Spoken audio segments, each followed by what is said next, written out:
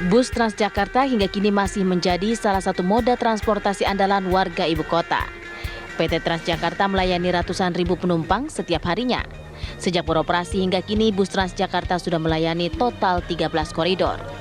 Guna mengurangi emisi karbon di sektor transportasi dan mengurangi polusi udara, PT Transjakarta menggandeng PT Bakri Autopart sebagai pemasok bus listrik BYD.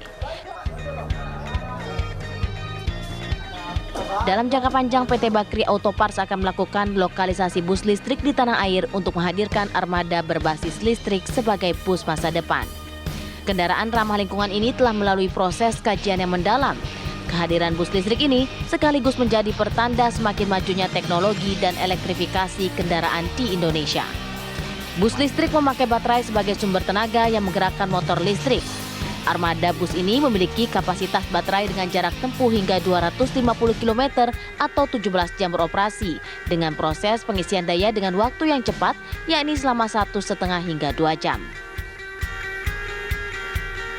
Bus listrik Transjakarta tercatat menjadi armada berbasis listrik pertama yang hadir di Indonesia, khususnya Jakarta. Adanya bus listrik diharapkan akan menjadi kendaraan masa depan dalam transportasi publik. Tim TV One mengabarkan. Ya pemirsa, nampaknya sudah ada rekan kita Ginovita yang berada di wilayah Sudirman. Ya. Tapi saya penasaran juga nih, Bang David pergi ke pasar seni. Cakep. Ya kan, ke pasar seni buat beli celana. Udah hari Sabtu nih, lagi ngapain ya Vita di sana? Oh, oke, tapi cakap punya cakap, awak pun juga ada. Silakan Arif Fadil. Pergi jauh ke Purwakarta. Cakep. Ingin belajar sulap dengan banyak trik. Cakep. Nah, ini sudah ada rekan kita benar, Ginavita, yang lagi bergaya, dia mau naik bus listrik. Oh gitu, jadi bener Fit.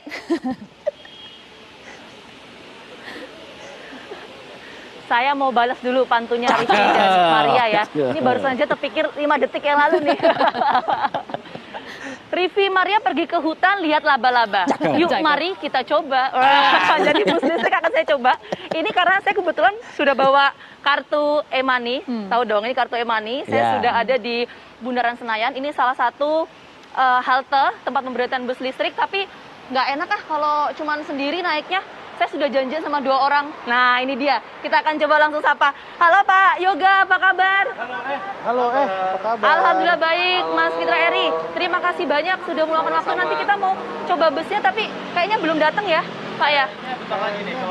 Kalau menurut dugaan saya mungkin nggak nyampe sebentar lagi Jadi datang. ini prediksinya ya Pak ya? Prediksinya Oke, kita lihat Pak, ya. sambil kita nunggu bus listriknya datang, jadi ini tuh ada berapa rute sih Pak untuk pelayanan bus listrik? Kita sekarang beroperasi 2 rute. Ada rutenya kodenya 1P, itu dari Blok M sampai ke Senen lewat Sudirman dan Tamrin. Satu lagi 1N itu dari Blok M ke Tanah Abang. Nah, bener kan prediksi saya nih? Iya, Kebetulan betul, sudah Pak. datang nih. Wah, Pak, cocok prediksinya Pak. 1P yang ini. Nah, ini kalau ini Senen Blok M. Oke. Gitu. Nah, Pak, ini kita langsung naik aja boleh, Pak ya? Yuk, mari Pak, silakan. tapi dikasih tahu juga untuk pemirsa Pak yang mau naik ini harus bawa kartu e-money ya. Betul. Oke. Ada e-money. Pagi Pak. Nah kita ini namanya tap on bus. Jadi ngetapnya itu di dalam bus. Nah langsung keluar tuh 3.500. Oh 3.500 saya coba ya. Betul. Semoga saldonya masih nih Pak. Oh alhamdulillah saldonya bisa. Oke masih. Nah ini suasana di dalam bus listrik pemirsa. Mari Pak. Ya. Baik, saya kesini Pak. Oke. Baik, silakan. Ini pintunya untuk darurat. Jadi kalau penumpang normal tidak boleh berdiri di sini Pak ya? Iya. Jadi kita kalau keluar ke kiri. Mas Fitra ini udah yang berapa naik bus listrik Pak? Ini yang kedua, yang pertama Oh, yang 3 kedua. tahun lalu. 3 tahun lalu. Pertama kali unit busnya datang. Oke, berarti mencoba ya pertama kali waktu itu ya Mas Iya, ya? bareng Pak Anies waktu itu. Bareng sama Gubernur DKI Jakarta. Oke, Pak Yoga. Oke, kita mungkin bisa Oke, sambil jalan boleh. kali ya. Ini kita rute ke mana Pak? Kita ini ke arah Ke arah Senen. Senen. Dari Oke, jadi Blok M. sekali jalan tadi 3.500 ya Pak ya? Betul, Oke. betul. Nah Pak, kalau bicara soal kapasitas ini berapa orang Pak? Ini muat sampai 50 orang. 50 orang. Betul, 50 orang. Jadi 30 itu duduk, 20 itu berdiri. di sini. Jadi dan juga ada kursi rodanya. Oh iya, Ada jadi spesial memudahkan kursi untuk roda. disabilitas gitu ya Pak Iya, ya? disabilitas. Nah ini juga kalau ada kelihatan di sini, ini adalah kita bilangnya ramp. Jadi kalau ada kursi roda mau keluar, busnya itu bisa miring, bisa tilting, dan dia itu nanti rampnya kita keluarin.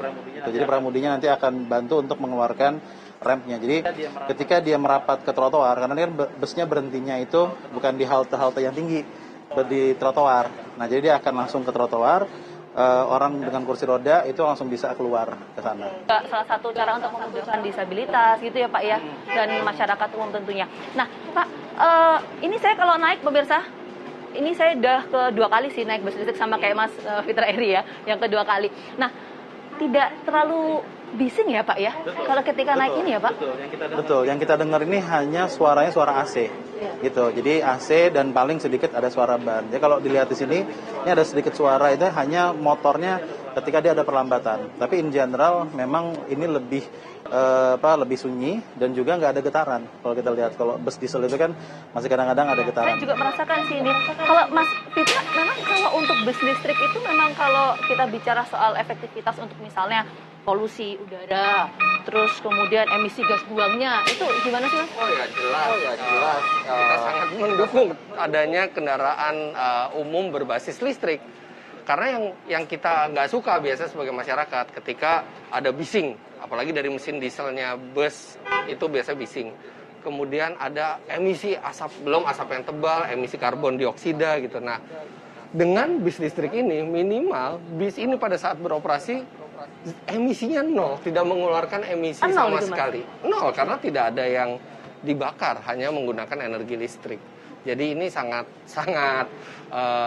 baik buat lingkungan kota seperti Jakarta yang sudah banyak polusinya, minimal bis ini tidak berkontribusi untuk menambah. Ini sekaligus ini ya Pak ya, mendukung kalau kita melihat tantangan di DKI Jakarta selama ini kan ya juga berkutat masalah 2 poin, yaitu polusi udara, kemacetan juga. Justru itu poinnya. Jadi kenapa Pemprov DKI itu menugaskan Transjakarta, karena kan Transjakarta ini kan punyanya Pemprov DKI, menugaskan Transjakarta untuk beralih ke bus listrik. Nah, karena tadi untuk combating pertama climate change dan juga udara, jadi clean air. Nah, kita pengen memastikan bahwa kita transisi ke bus listrik ini dengan emisi yang nol, yang zero emission, itu akan menciptakan udara yang bersih. Oke, itu targetnya ya Pak ya. Jadi ya, oke. Ini sudah sampai Pak kita Pak. Kita turun dulu ya Pak ya. Yuk, mari Pak. Sambil kita ngobrol-ngobrol di luar ya Pak ya. Oke. Wah, memang tadi beberapa poin yang tadi Pak Yoga, Mas Fitra Eri sampaikan tuh memang saya sendiri juga merasakan ya soal polusi suara dan lain-lain. Termasuk tadi kan kayak gini sama sekali kita nggak kedengaran suara kan ya. Oke. Jadi memang ini salah satu upaya untuk mencapai goals misalnya target yang apalagi sekarang Indonesia lagi mencapai goals untuk net zero emission ya Pak ya. Betul. Jadi memang ini Pemprov sebagai pemerintah di kota gitu ya. Karena memang Jakarta kan kita terkenal juga ya tadi ada kemacetan, ada juga mungkin polusi udara. Nah, jadi bagaimana dari Pemprov sendiri sebenarnya juga mendorong seluruh mobilitas yang ada di Jakarta ini bisa beralih ke listrik. Tapi yang pure dalam kendalinya pemerintah ini kan sebenarnya tadi dari angkutan umum dulu. Jadi kenapa kalau untuk kebijakan untuk kendaraan pribadi mungkin bisa membuat kebijakan. Tapi kalau untuk angkutan umum bisa langsung benar-benar mentransformasi tadi. Bagaimana shiftingnya ini dari mulai kendaraan diesel sampai kendaraan listrik itu dimulai di tahun 2022. Nah, goalnya ini sebenarnya kita dengan roadmap yang sudah dibuat dari 2022 ini kita akan sampai nanti seluruhnya kendaraan listrik itu di Transjakarta itu 100% listrik di 2030. Gitu. Jadi dalam 8 tahun tugas kami ini di Transjakarta adalah bagaimana kita mulai shifting untuk bus-bus diesel tadi itu. Begitu nanti sudah selesai masa pakainya akan kita langsung perbarui dengan bus listrik tadi. Jadi dari mulai yang sekarang kita sekitar 4.000-an bus yang ada di Transjakarta itu kita akan tingkatkan sampai 10.000 dan 10.000-nya itu seluruhnya menggunakan listrik gitu. Jadi itulah sebenarnya komitmen tadi untuk mencapai net zero emission tadi. Kita akan ngobrol lebih lanjut juga sama Mas Fitra Eri sama Pak Yoga juga, tapi kita jeda dulu sejenak ya. Apa kabar Indonesia Pagi yang kembali hadir saat lagi untuk Anda tetap bersama kami.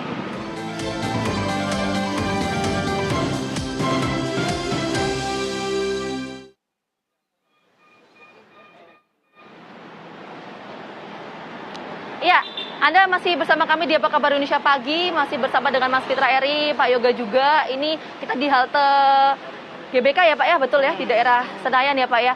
Pak, kita mau coba sapa ini dong Pak, penumpang bus listrik. Saya lihat nih ada yang baru mau turun nih ya Pak ya. Coba kita sapa dulu ya Pak ya, sebelum nanti kita ngobrol sama Mas Fitra Eri. Kita sapa dulu. Halo Mas, boleh gabung sama kita Mas? Oke, ini Mas siapa namanya? Radian saya. Mas Radian. Oke, tadi dari mana Mas? Dari Udah. Dari Senayan. Ini mau kemana ini? rencananya sih mau ke Senen tadi. Oh, mau ke Senen ya. Jadi ini pakai bus listrik sudah berapa kali? Saya baru 3 kali sih. Oh, baru 3 kali. Wah, Mas Fitra Eri kalah Mas. 2 kali ini 3 kali Mas. Tapi saya juga 2 kali sih Mas. Selama 3 kali pakai gimana Mas? Waktu naik bus listrik? Kalau saya sih senengnya sunyi sih. Kan biasanya kalau bis kan ada suara-suara mesinnya. Kalau misalkan bis listrik kan kayak sunyi, cuma kedengeran AC-nya aja gitu. Jadi suara kedengeran dari dalam Iya, aja ya Mas, yang di luar nggak terlalu bising gitu ya? Nggak terlalu bising. Oke, ini ada yang mau disampaikan nggak Mas? Ini kebetulan ada dari pihak Transjakarta nih Mas. Kalau menurut saya sih, kalau bisa armadanya dibanyakin sih. Oh, armadanya dibanyakin. Kalau yang tempat-tempat lain bisa pakai bis listrik juga. Oke, itu curhatan dari Mas Radian ya. Oke, ini langsung lanjut lagi Mas? Iya, lanjut. Oke, baik, terima kasih banyak ya Mas ya. Oke Pak, tadi langsung dijawab Pak. Iya. Butuh penambahan armada Pak katanya. Betul.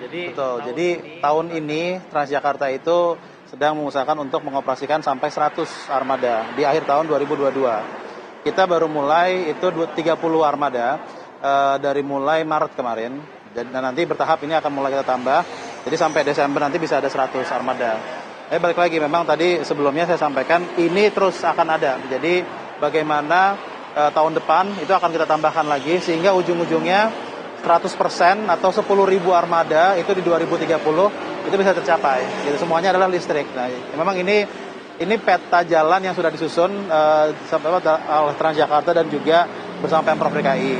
Nah, sekarang PR-nya adalah bagaimana mengimplementasikan. Jadi banyak juga stakeholder yang kita gandeng di sini, baik dari operator. Jadi kita juga bus-bus ini dioperasikan oleh mitra-mitra kita, operator bus.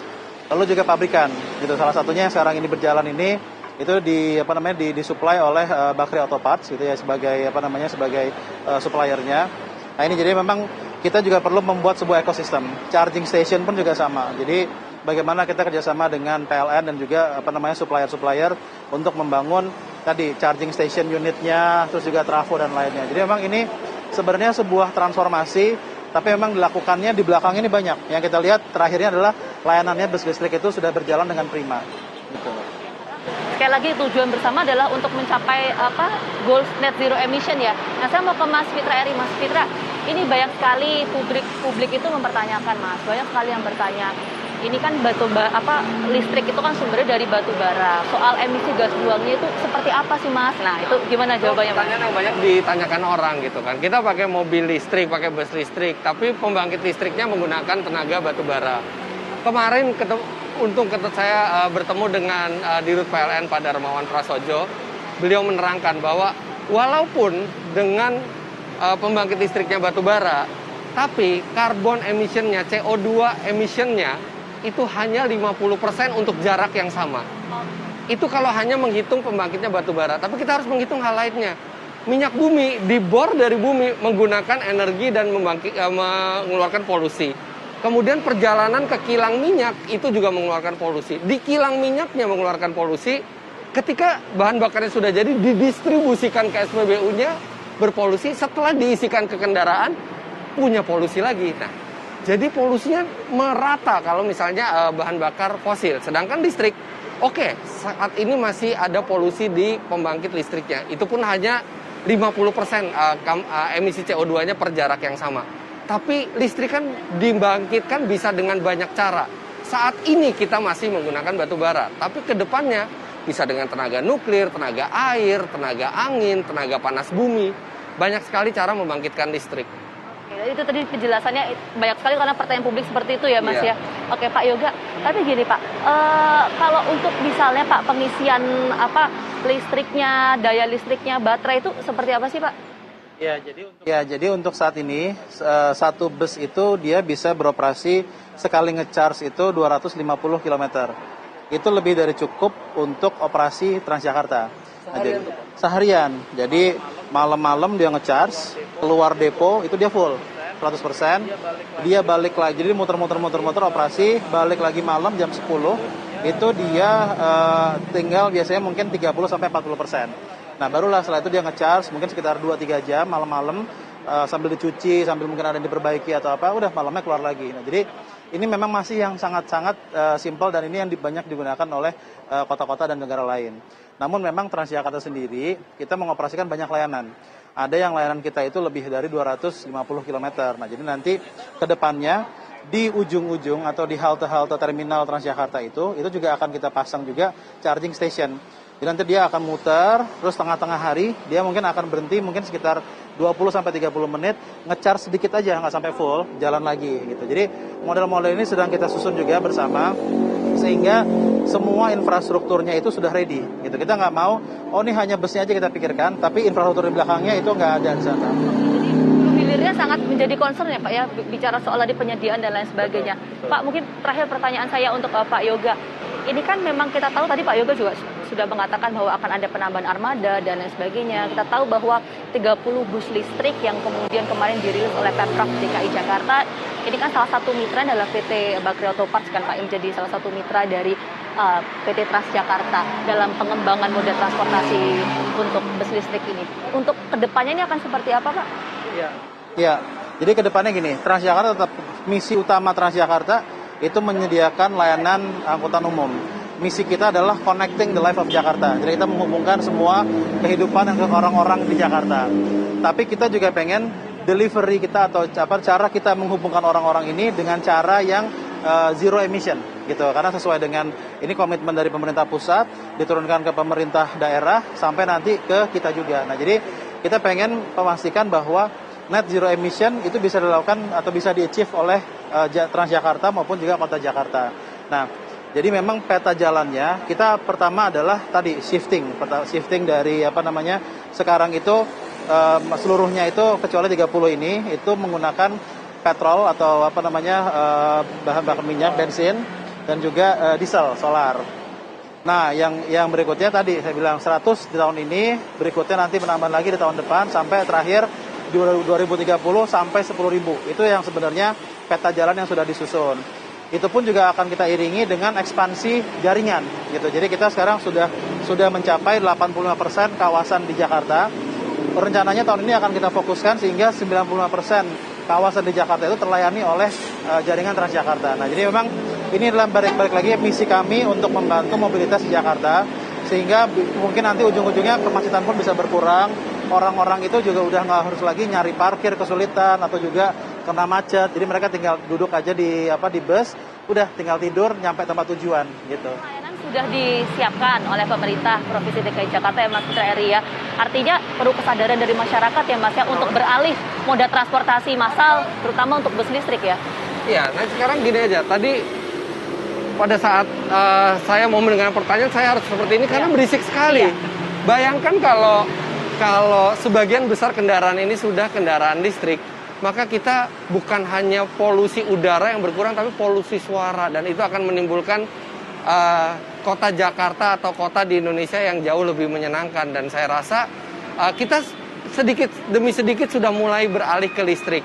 Pemerintah pun sudah mulai menyiapkan perangkat regulasinya. Memang tidak bisa langsung drastis, semuanya bertahap. Karena kita juga punya industri otomotif yang besar gitu ya, tapi kita sudah menuju ke arah yang benar. Dan apalagi kendaraan umum akhirnya kita punya yang berbasis elektrik yang biasanya menimbulkan polusi yang sangat banyak. Dan saya rasa suka atau tidak suka, mau atau tidak mau, masa depan memang adalah listrik. Dan kita tidak perlu takut, justru kita harus gembira karena ketika nanti listrik semua kita akan lebih tenang kotanya dan akan lebih bersih. Jadi itu yang kalau bisa kita highlight sedikit adalah penggunaan moda transportasi massal bus listrik salah satunya adalah sebagai salah satu upaya untuk menjawab solusi dua tantangan yang dihadapi DKI Jakarta soal polusi udara dan juga kemacetan. Sekali lagi terima kasih banyak Mas Fitra Eri dan juga Pak Yoga sudah meluangkan waktunya untuk kami di program Apa Kabar Indonesia Pagi. Terima kasih juga sudah mengajak saya tadi naik bus listrik. Semoga lain waktu bisa ketemu lagi ya. Nah, untuk Marian dan juga Rivi sudah coba bus listrik, kalau belum setelah siaran nanti saya ajak naik bus listrik.